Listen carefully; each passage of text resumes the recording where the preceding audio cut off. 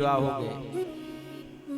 आपसे पूछते रहेंगे कितने विवाह हुए। एक बार की बात है, यमुना के किनारे से अर्जुन जी महाराज गए। भगवान ठाकुर जी भी हैं, कृष्ण भगवान।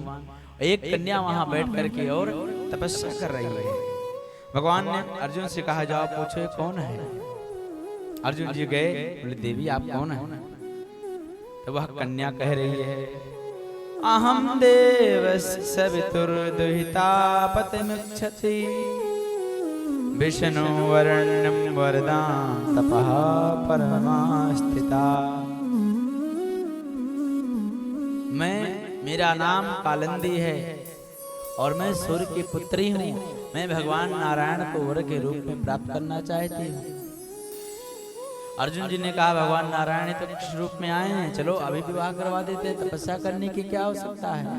और भगवान जाकर के, अर्जुन जाकर के और कालिंदी जी का विवाह भगवान के साथ में करा दिया। इस प्रकार से भगवान के 4 विवाह संपन्न हुए। बोल श्री श्याम सुंदर यमुना महारानी की जय। एक वृंद और अनवृंद थे, इनकी बहन का नाम था सत्या। वृंदा नाम था। ये भी भगवान से प्रेम करती थी, पर ये अपने बहन का विवाह दुर्योधन के साथ करना चाहते थे कि मेरा राजनीति का सख्ता थोड़ा बड़ा हो जाए। आजकल देखते हैं ना कि राजनीतिक चक्कर में क्या क्या नहीं हो रहा है। पर यह प्रेम करते थे मृत्यवृंदा जी भगवान से, और इसमें स्वयंवर रखा गया। भगवान देखते ही देखते गए और मृत्यवृंदा का हाथ पकड़ के हरण करके द्वारका में ले आए और धूमधाम से विवाह हुआ। इस प्रकार से भगवान के 5 विवाह हुए। बोल श्री मृत्यवृंदा वल्लभ भगवान की जय। आगे कौशल नरेश, इनका नाम था नगमजित महाराज। इनके पास 7 ऐसे दुर्धर्ष बैल थे जिनके सामने कोई जाता नहीं था। इनका एक प्रतिज्ञा था कि जो कोई भी एक साथ में 7 बैलों को नाप देगा, उसी के साथ में मैं अपने पुत्री का विवाह करूंगा। और इनके पुत्री थी तो नग्नजिती भी कहते थे। इनका नाम सत्या था। भगवान इस संकल्प को पूर्ण करने के लिए कौशल देश अर्थात अयोध्या गए। कौशल देश तो अयोध्या ही है ना। जाकर के ठाकुर जी 1 से 7 रूप हो गए, नाना भांति राम में उतारा, और 7 रूप 7 बैलों को एक साथ में नाथ दिए और वहां हाथ पकड़ करके और द्वारिका आ गए। धूमधाम के साथ में इनका विवाह संपन्न हुआ। और श्री सत्यावल्लभ भगवान की जय। इस प्रकार से भगवान के 6 विवाह हुए। आगे श्री शुकाचार्य सुखदेव जी महाराज कहते हैं, श्रुति कीर्ति की पुत्री, इसका नाम था भद्रा। ये भी भगवान से ही विवाह करना चाहती थी। इसमें स्वयंवर रखा गया। भगवान देखते ही देखते भद्रा जी का भी हरण करके वहां पर मत्स्य भेदन का वहां था कि जो मत्स्य का भेदन करेगा उसके साथ में विवाह होगा। भगवान देखते ही देखते जल में देख करके मत्स्य का भेदन किए मछली का, और भगवान के साथ में सत्या जी का विवाह संपन्न हो गया। बोलिए श्री भक्तवत्सल भगवान की जय। तो भद्रा जी के साथ में 7वां विवाह, 8वां विवाह। हस्तिनापुर में लक्ष्मणा नाम की एक कन्या रहती थी। उनका नाम था लक्ष्मणा राजकुमारी। ये दुर्योधन के ही खानदान के थे। ये भी भगवान से प्रेम करना चाहती थी, प्रेम करती थी और विवाह करना चाहती थी। इसमें स्वयंवर रखा गया और दुर्योधन विवाह करना चाहता था कहीं अलग। उसी राजा था दुर्योधन।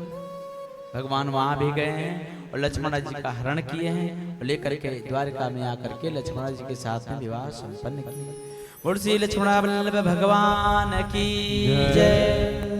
इस प्रकार से भगवान के 8 विवाह हुए, 8 पटरानियां। और गर्ग संगीता के अनुसार बचपन में ही भांडीर वन में से ब्रह्मा जी के द्वारा से राधा जी के साथ में जो विवाह हुआ वो प्रथम विवाह हुआ। 8 हुए, 2 महारानी है, ये पटरानी है। आगे श्री शुकाचार्य सुखदेव जी महाराज कहते हैं, राजन सुनो, भगवान के और भी विवाह हुए।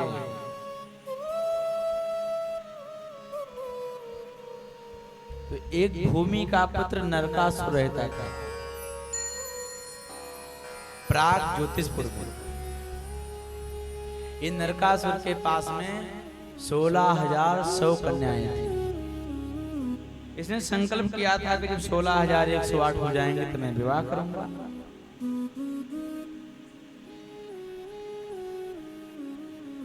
इसके बाद में भगवान के पास में वहां के सैनिक आए, पत्रिका वहां से दिया गया, राजकुमारियों ने दिया, प्रभु मेरी रक्षा कीजिए।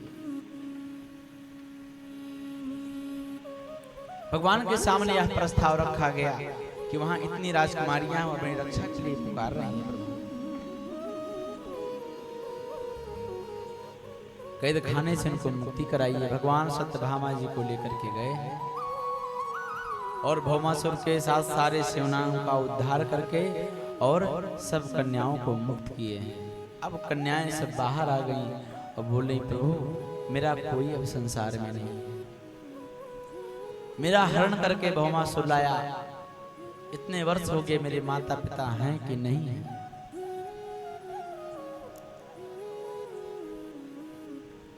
और राजकुमार को स्वीकार करेगा कि नहीं करेगा, एक ही उपाय है कि मैं आत्महत्या कर लूं।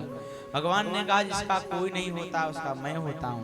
भगवान ने माया के द्वारा 16,100 कन्याओं को भेज दिया द्वारिका में। यहाँ आकर के और 16,100 कन्याओं के साथ में भगवान एक साथ में विवाह किया। इस प्रकार से भगवान के 16,108 विवाह हुए। बोल श्री भक्तवत्सल भगवान की जय।